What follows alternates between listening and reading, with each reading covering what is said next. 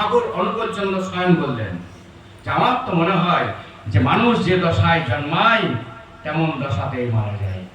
একজন বিখ্যাত জ্যোতিষী ঠাকুরের কাছে এসে বললেন, ঠাকুর আপনার জন্মছক যখন দেখি উল্টিয়ে দেখলে দেখতে পাই যে আপনি স্বয়ং শ্রীরামকৃষ্ণ ছিলেন, আবার দেখি শ্রীরামকৃষ্ণের ছক দেখে উল্টিয়ে যখন দেখি তিনি চৈতন্য মহাপ্রভু ছিলেন, আবার উল্টিয়ে দেখি চৈতন্য মহাপ্রভু আগে মোহাম্মদ ছিল, মোহাম্মদের আগে জিসাস ছিল,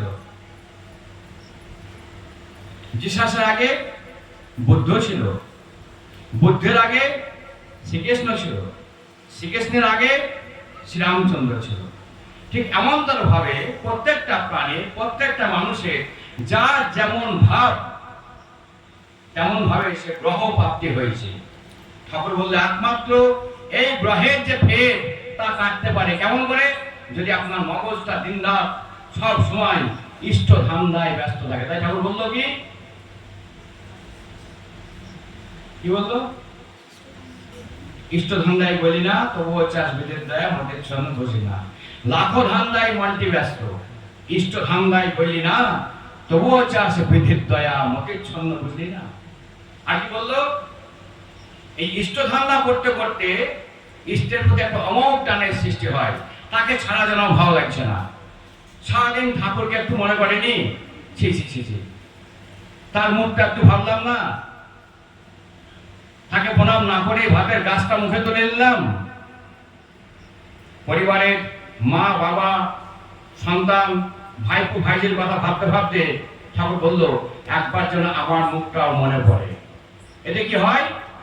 এই ঠাকুরের চেহারাটা পরিষ্কার করতে করতে, ঠাকুরের পেছনটা পরিষ্কার করতে করতে, ঠাকুর দিকে তাকিয়ে ভাবতে ভাবতে, ঠাকুরের ঘরে তাকিয়ে তাকে পা টিপছি, তার আঙুল টানছি, তাকে চুমু খাচ্ছি, এরকম ভাবতে ভাবতে আমার ইষ্ট টানের অমোঘ নেশা তৈরি হয়। তাই বললো ইষ্ট টানের অমোঘ নেশায় দেখবে অনেক গ্রহের ভেদ খাপে খেয়ে পাল্টে গেছে, রেখে সতে ঝিলিকছে। আমাদের যে সৎ সম্বেগ, যা দিয়ে আমি আমার ঈশ্বরকে ভালোবাসি, তা বহুধা ধান্দায় বহুধা বিভক্ত হয়।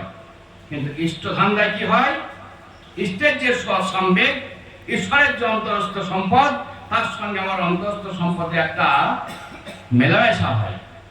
ঈশ্বরের যে ঐশী সম্পদ তা আমার সৎ সম্বেগের সঙ্গে মিশতে মিশতে আমার প্রত্যেকটা চিন্তা ভাবনাকে জ্যোতির্ময় করে তোলে, আমার অন্তরস্থ সম্পদকে জ্যোতির্ময় করে তোলে।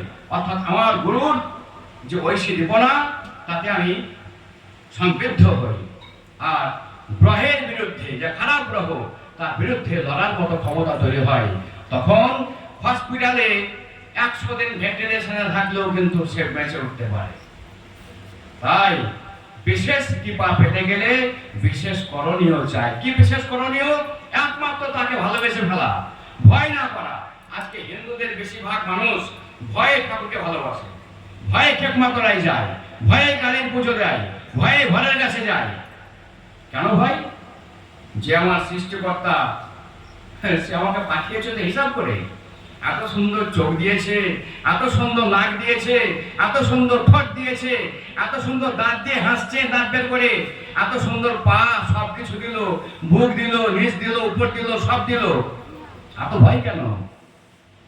আপনার স্বয়ং মালিক যে, তাকে আপনার ভয় কেন? ভালোবাসুন, একটাই ভয় করুন যে না, আমি তার ভালোবাসা হারিয়ে ফেলবো।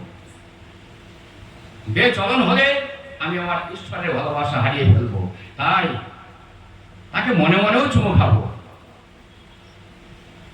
দিনরাত তার পায়ে মাথাটা ঠাকাবো, শুধু তার আশীর্বাদ পাওয়ার জন্য। আবার এটাও দেখতে হবে, শক্তি দিয়েও করতে পারি তোমার সেবা বর্ধনা।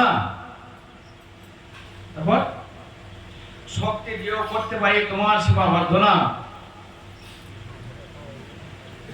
পরের লাইনটা কি আছে? মানে এটি আছে, লুকিয়ে আছে, পারবো না। মানে বোকার মতো তার কাছে শক্তি চাওয়া, এটা একটা বেল্লিক চাওয়া। কেননা শ্রীরামকৃষ্ণ বলল, কৃপা কি রে? কৃপা কৃপা বাতাস তো বইছে, পাল তুলে দে, পাল তুলে দে। তিনি আমাদেরকে শক্তি দিয়ে পাঠিয়েছে। না তো আপনি হাঁটতে পারতেন না, না তো আপনি হাসতে পারতেন না, না তো আপনি প্রেম করতে পারতেন না।